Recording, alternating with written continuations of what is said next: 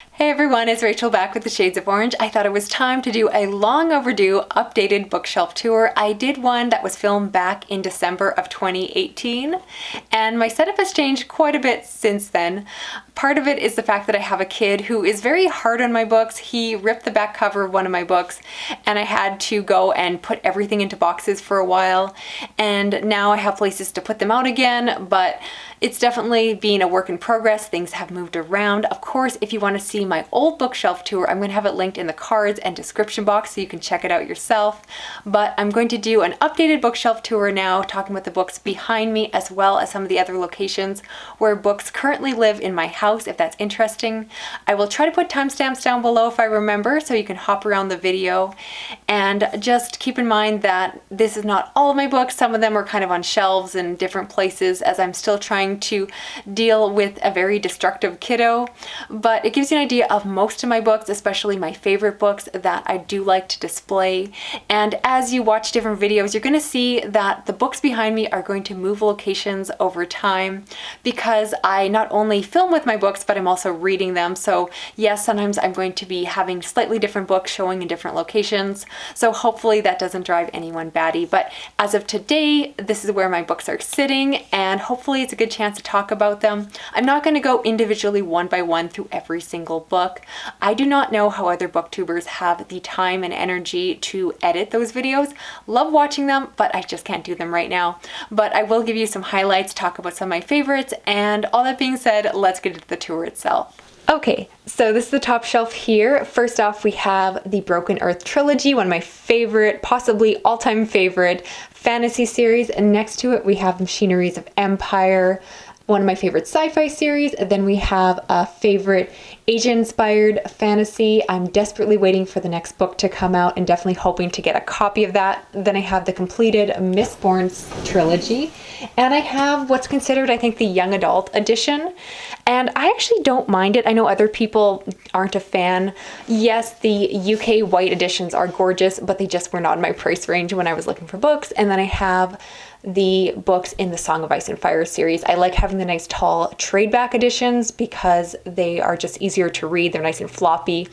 And I don't know, honestly, how people manage to read the mass market paperbacks because they're so short and so tight. It's hard to open those books. Next up, we have my shelf of mainly horror and thriller books.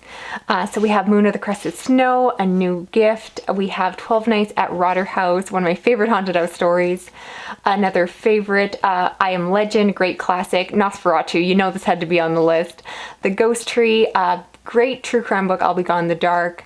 The Changeling. I actually have several editions of Gillian Flynn's books. I love Dark Places, probably one of my favorites. And then a matching Sharp Objects. Under the Skin by Michelle Faber, just so good, unsettling. I wish I didn't have the movie edition because I haven't actually seen the movie, although I've heard it's really good, but that's okay, it's what was available. Love this edition of I'm Thinking of Ending Things by Ian Reid. This was a gift, and I just like how the writing is scratched out. This is actually an ARC, but it's really pretty, so I keep it here. Only the Good Indians by Stephen Graham Jones. Excellent book. I still need to review it for you all.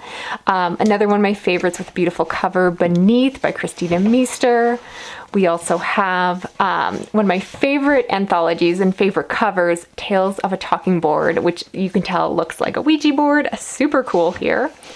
We also have a hardcover edition of Foe by Ian Reid. Here's the Canadian edition of Ian Reid's I'm Thinking of Ending Things. Not as nice, but I don't plan on getting rid of it, so I'm going to keep it there. We have the traditional cover of Cabin at the End of the World.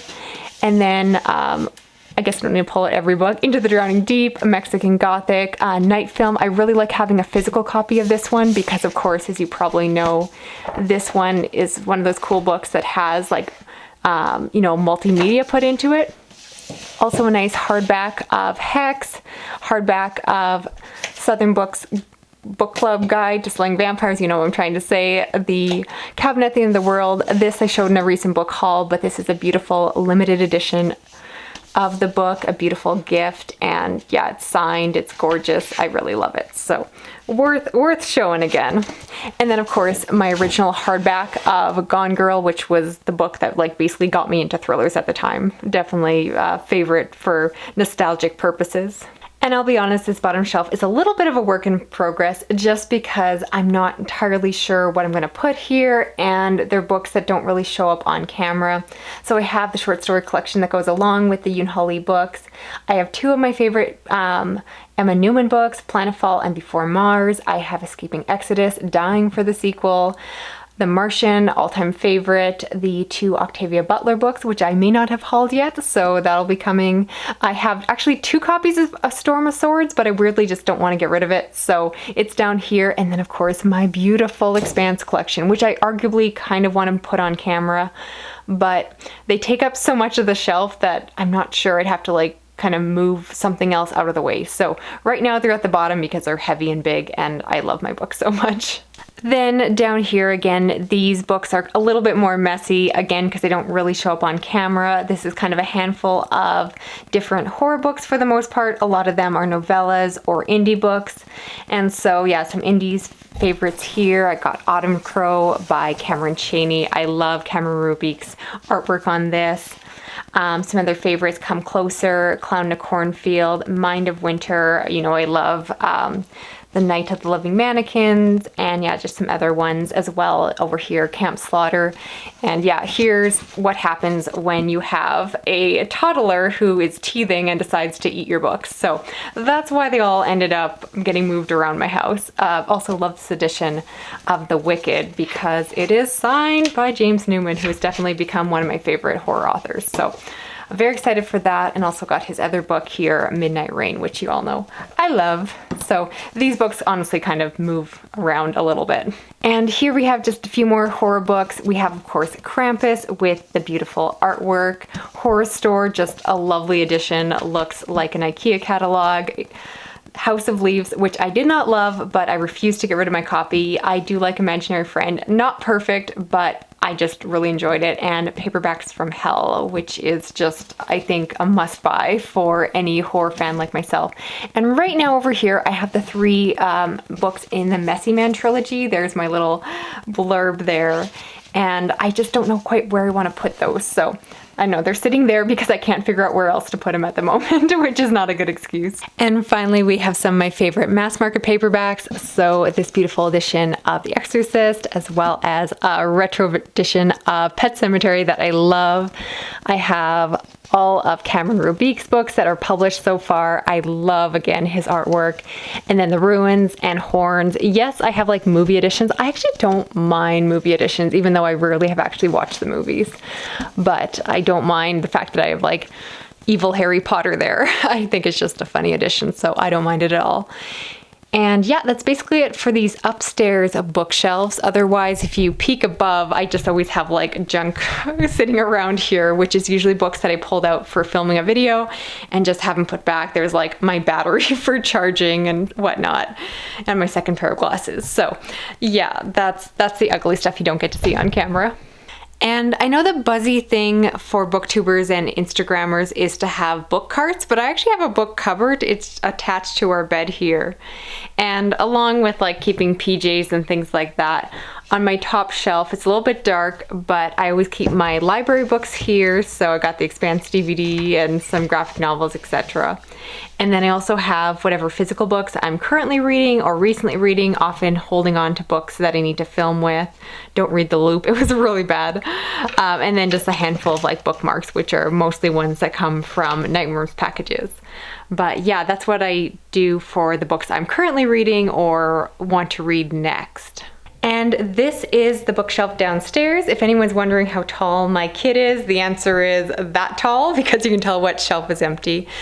Just to peek over here, I have beautiful editions of the Death Note manga as well as the Dragon Ball manga, which I love, Dragon Ball Z specifically, for anyone's curious. And down here is my Junji Ito collection, along with some books that we didn't get rid of from university, so they're mostly textbooks. Going up here, we got the Millennium Falcon, as well as The World of Ice and Fire, which I have not read. And then I'll just briefly let you see what's on the shelf. I'm not going to go and point out everything. It's a combination of different genres, including those I don't really talk about on my channel a lot. I do have really nice editions of the Lord of the Rings books, which I plan on reading one day, but it's not a huge priority. I do enjoy memoirs, although I don't read as many as I used to. And again, just, some YA books. Like, I don't talk about the fact that I really love The Fault in Our Stars, but I do. I have the original versions of the British Harry Potter, because that's what was sold in Canada at the time when we were kids and bought those all. Just different mass market media books, a lot of, sci-fi and fantasy in here. And then again, just down here, we have my beloved Junji Ito collection, and I'm definitely happy to have these. I do need to change this around. I honestly should bring those upstairs, but I'm still figuring out, which is probably why I should have held off doing a bookshelf tour. But hopefully you guys can all help give me some recommendations how to organize this. And I think that is it for my bookshelf tour. So that's it for the bookshelf tour. I would love to hear down below your thoughts or reactions or comments on my setup, any of the books that caught your eye, books that you would love to hear me talk about more on camera. And if you would love to see me do this again, let me know. I definitely could film an updated bookshelf tour once my shelves move around, which definitely will happen in the next year or so. So love to hear if it's worth the time and effort and editing to do this once again. As always, thank you so much for watching. Don't forget to like, comment, and subscribe, and I will talk to you again soon. Okay, bye-bye.